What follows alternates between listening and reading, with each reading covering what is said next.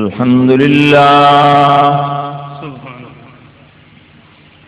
الحمد لله نحمده ونستعينه ونستغفره ونؤمن به ونتوكل عليه سبحان الله ونعوذ بالله من شرور أنفسنا ومن سيئات أعمالنا من يهده الله فلا مضل له ومن يضلله فلا هادي له ونشهد أن لا إله إلا الله وحده لا شريك له ونشهد أن سيدنا ومولانا محمدا عبده ورسوله صلى الله عليه وعلى آله وأصحابه وبارك وسلم تسليما كثيرا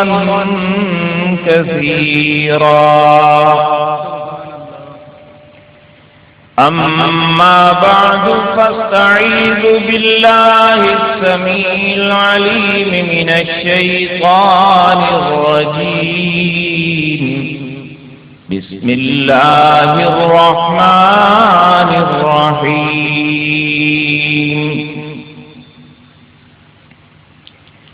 ولقد آتينا لقمان الحكمة أن اشكر لله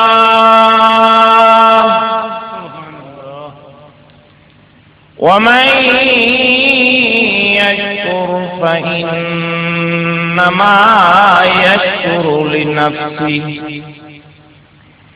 ومن كفر فإن الله غني حميد صدق الله العظيم إن الله وملائكته يصلون على النبي يا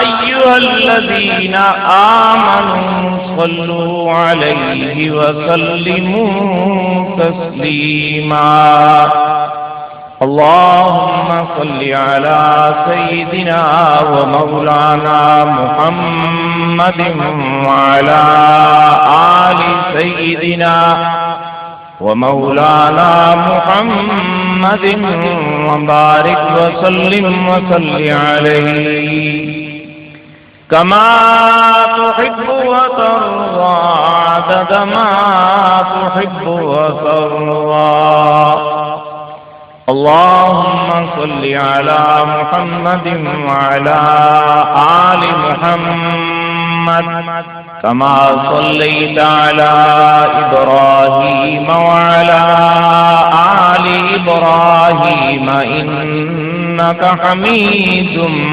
مجيد اللهم بارك على محمد وعلى آل محمد كما باركت على إبراهيم وعلى آل إبراهيم إنك حميد مجيد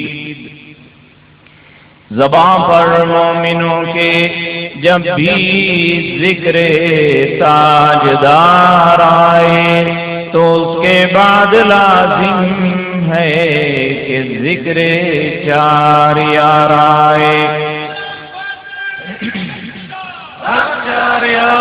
ابو بکر عمر عثمان و حیدر باغبان جب ہوں تو کیوں کرنا باغے مصطفیٰ میں پھر بہار آئے ہم فخر سے کہتے ہیں ہمارے ہیں صحابہ، واللہ ہمیں جان سے پیارے ہیں صحابہ۔ وہ چاند جو روشن ہوا بطحا کی افق پر، وہ چاند جو روشن ہوا بطحا کی افق پر، اس چاند کے تابند ستارے ہیں صحابہ۔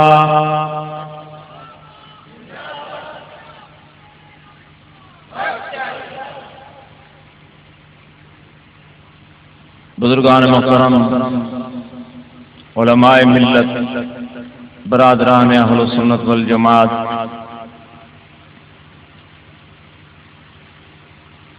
چند منٹ کے لیے ایک دو باتیں عرض کرنی ہیں۔ سب سے پہلی بات یہ ہے کہ اللہ رب العزت کا فضل کرم اور اس کا احسان ہے کہ پروردگار تعالی نے جناب ہمارے ساتھی صوفی محمد اسلم صاحب کے صاحبزادگان کو اللہ تبارک و تعالی نے خوشیوں سے نوازا ہے، اور صوفی صاحب کے گھرانے کو اللہ تبارک و تعالی نے یہ حسین دن، جس کا ہر والد کو، والدین کو، کنبے قبیلے کو انتظار ہوتا ہے، دیکھنا نصیب کیا۔ اور پھر اس کے ساتھ ساتھ اس کی اور زیادہ خوشی ہے کہ اللہ رب العزت نے ان کو توفیق عطا فرمائی کہ اور بدعات، خرافات، رسومات، فضول کاموں میں اپنا روپیہ پیسہ صرف کرنے کی بجائے اللہ کی حمد و ثنا کا اور رحمت للعالمین صلی اللہ علیہ وسلم کی تعریف کا انہوں نے ایک حسین پروگرام بنا۔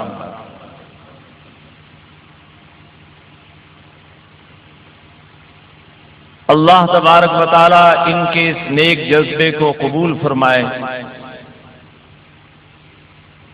اور جتنے بھی اہل ایمان ہیں مسلمانان پاکستان، خاص طور پر اس علاقے کے،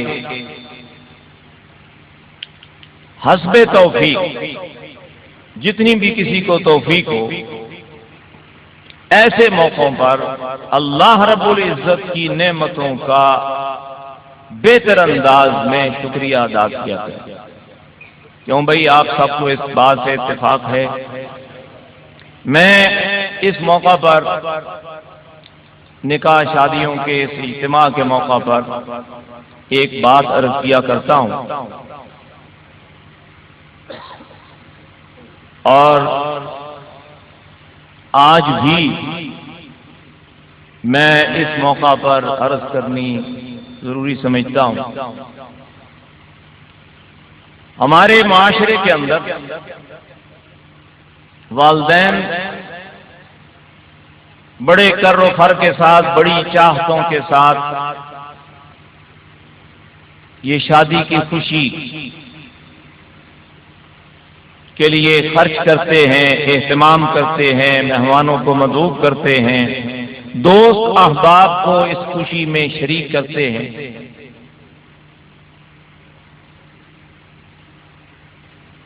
میں آپ سے ایک سوال کرنے لگا ہوں،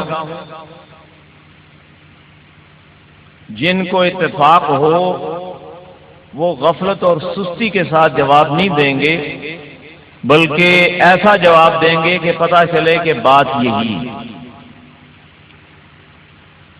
شادی کے کچھ عرصہ بعد ہی گھروں میں لڑائی جھگڑا، فتنہ فساد، بغض اناد کی کیفیت، اور ایک دوسرے سے نفرت، ایک دوسرے سے گلے شکوے، ایسی کیفیت بیویوں سے شروع ہو کر مردوں تک پہنچتی ہے، حتیٰ کہ کنبے قبیلے والے برادریوں والے آپس میں ایک دوسرے سے منہ موڑ لیتے ہیں۔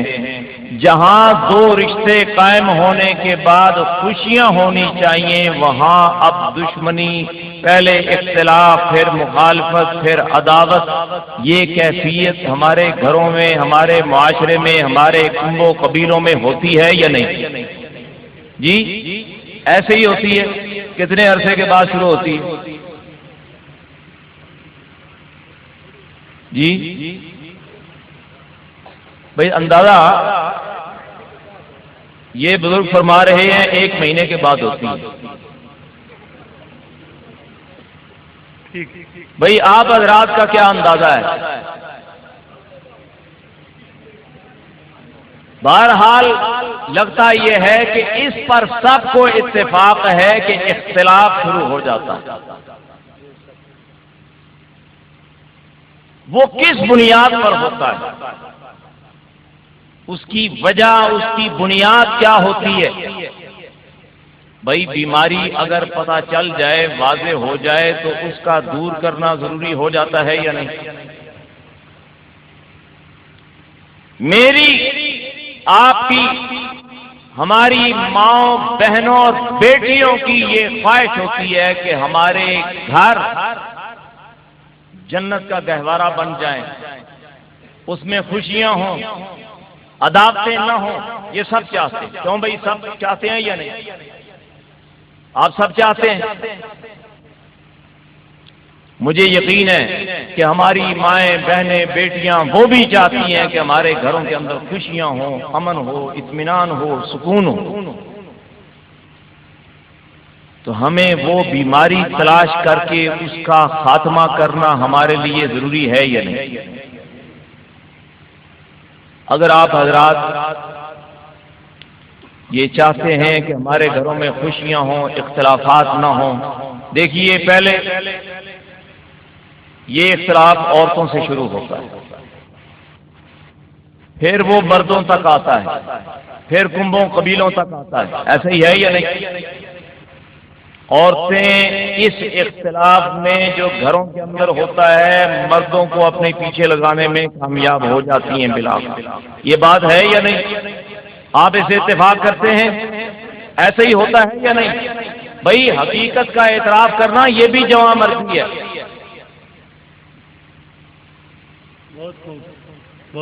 یہ بھی جواں مرضی۔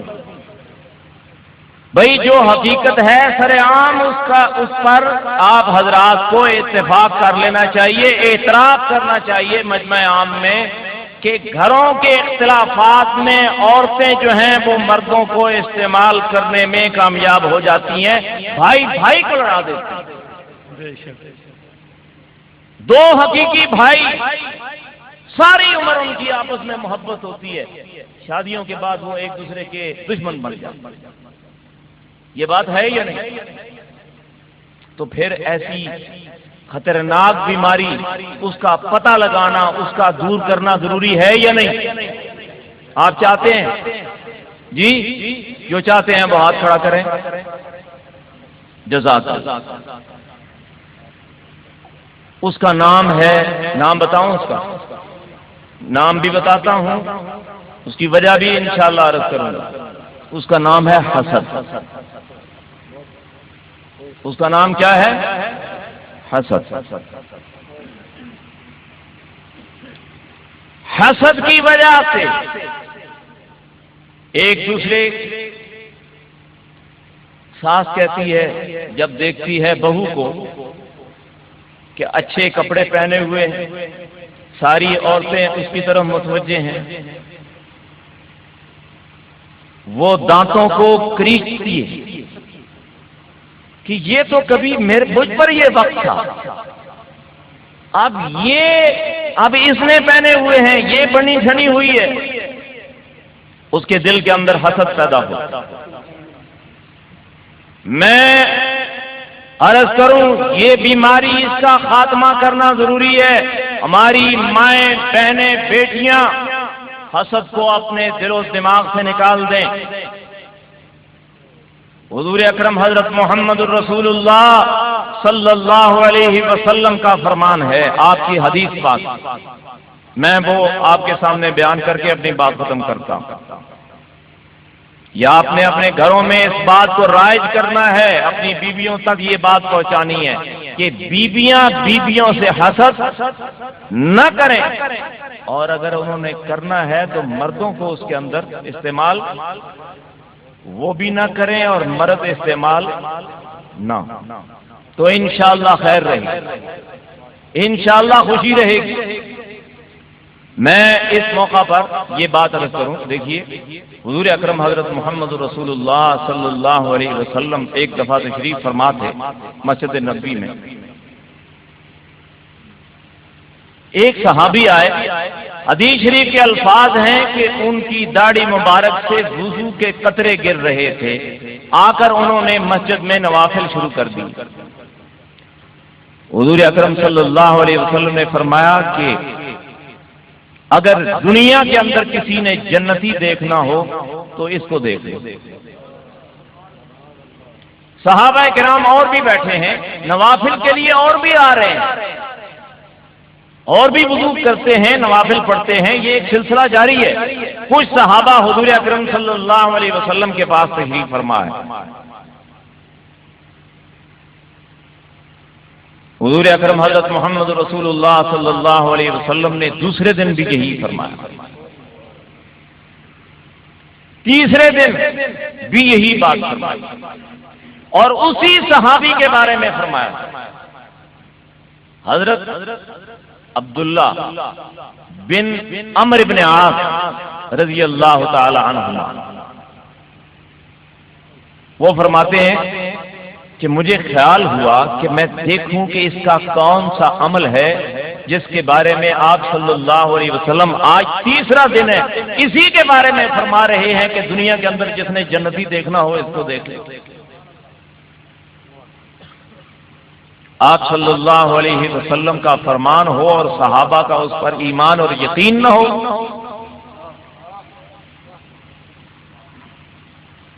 حضرت عبداللہ ارادہ فرماتے ہیں جستجو کا، تحقیق کا، ظاہری طور پر کوئی عمل خاص ایسا نظر نہیں آیا جو دوسروں سے ممتاز۔ آپ نے ان کے ہاں حاضر ہو کر عرض کی کہ مجھے کچھ مجبوری ہے، میں 3 دن تقریباً آپ کے ہاں مہمان کے طور پر رہنا چاہتا ہوں۔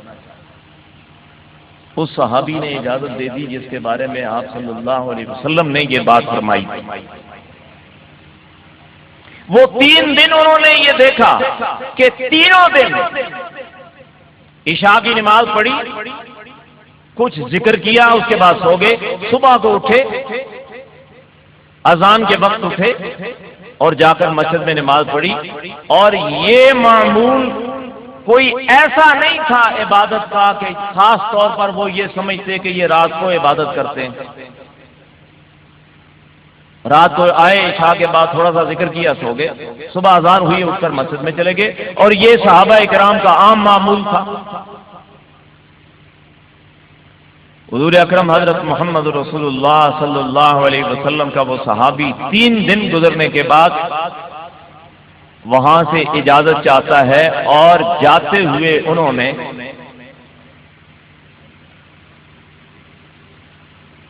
یہ بات کہی،